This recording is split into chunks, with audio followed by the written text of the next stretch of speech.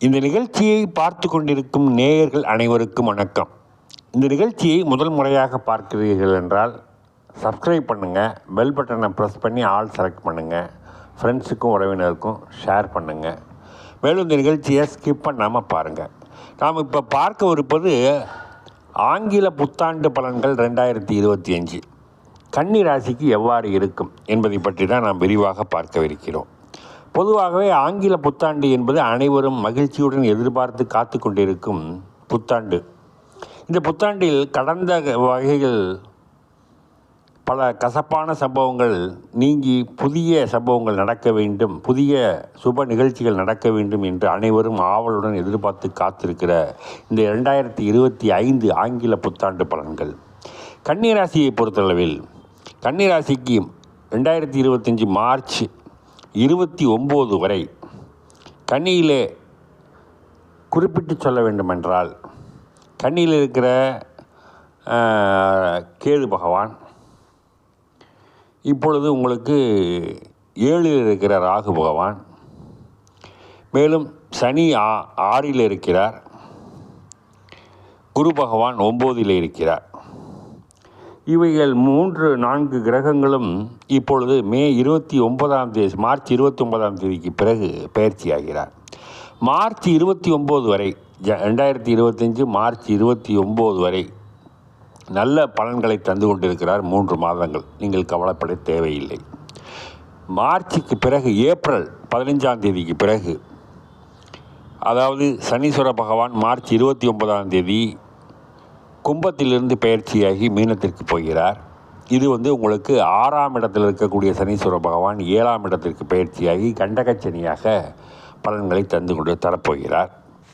இந்த சனீஸ்வர பகவான் என்ன செய்வார் என்றால், இந்த 6ஆம் வீட்டத்தில் இருந்தபோது உங்களுக்கு அளப்பரிய செல்வங்களை வாரி கொடுத்திருப்பார். உடனே கன்னிராசிக்காரர்கள்லாம் உடனே நினைக்கக்கூடும், யாருக்குமே வாரி தரலையே, இவர் யாரை சொல்கிறாரு குறிப்பிட்டுன்னு.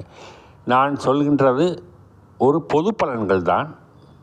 இது அனைவருக்கும் பொருந்த வேண்டும் என்பது இல்லை. 160% பேர்களுக்கு பொருந்தக்கூடும், ஒரு சிலருக்கு பொருந்தாமல் கூட போகலாம். கன்னிராசிக்காரர்களுக்கு சனீஸ்வர பகவான் 6லிருந்து அளப்பரிய செல்வங்களை வாரி வழங்கியிருப்பார்.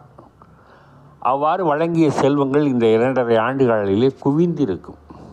இப்பொழுது 6லிருந்து 7ஆம் இடத்திற்கு கண்டகச்சனி செல்வதனால் 6ல் இருந்த செல்வாக்கு குறையும், வருமானங்கள் குறையும், செலவுகள் அதிகரிக்கும், வீண் விவாதங்கள், சண்டை சச்சரவுகள், வம்பு வழக்குகளில் தீர்வு ஏற்படாமல் முட்டுக்கட்டைகள் திகழக்கூடும். ஆகவே மிகவும் கவனமாக இருப்பது நல்லது. கன்னிராசிக்காரர்கள் விட்டு கொடுத்து செல்வது நல்லது. எதையும் பேசி தீர்த்து கொள்வது நல்லது. விடாப்பிடியாக இருந்தால் இழப்பு கன்னிராசி நேயர்களுக்குத்தான் என்பதை நான் இந்த நேரத்தில் தெரிவித்துக் கொள்கிறேன். சிலருக்கு சொத்து சம்பந்தமான வம்பு வழக்குகள் இருந்தால் அதை முறைப்படி பேசி தீர்த்து கொண்டால் லாபம் ஏற்படும். இல்லையெனில் வீண் விவாதங்கள், வம்பு வழக்குகளினால் பெரும் பொருள் நஷ்டம் ஏற்படும். மேலும் ராகு பகவான் இவர்களுக்கு 6ஆம் இடத்திலும், கேது பகவான் 6ஆம் இடத்திலும், கேது பகவான் 12ஆம் இடத்திலும் இருக்கிறார். இது சுபபலன்களை தந்தாலும் அவ்வளவு சிறப்புடையதாக இருக்கும் என்று நாம் சொல்வதற்கு இல்லை. ஏனெனில் 12ஆம் இடத்தில் இருக்கக்கூடிய கேது பகவான் பலவிதமான சிரமங்களையும் சிக்கல்களையும் உருவாக்கி தருவார். மேலும் குரு பகவான் ஏப்ரல் மாதம் 14ஆம் தேதிக்கு பிறகு ரிஷபராசியிலிருந்து மிதுன ராசிக்கு செல்கிறார். இது 10ஆம் வீட்டிற்கு செல்வதனால் 10ஆம் வீட்டில் இருப்பதற்கு குரு பகவான் பல விதமான இடையூறுகளையும், சிரமங்களையும், தொந்தரவுகளையும், பண இழப்பு நடவடிக்கைகளையும் தருவார். ஆகவே கன்னிராசிக்காரர்கள் மிகவும் கவனமுடன் இருக்க வேண்டும். இந்த 2025ஆம் ஆண்டு சில நற்பலன்களையும் தீமைகளும் மாறி மாறி நடக்கக்கூடும். ஆகவே 50% நன்மைகளும் 50% தீமைகளும் கலவை பலன்களாகவே நடைபெறும்.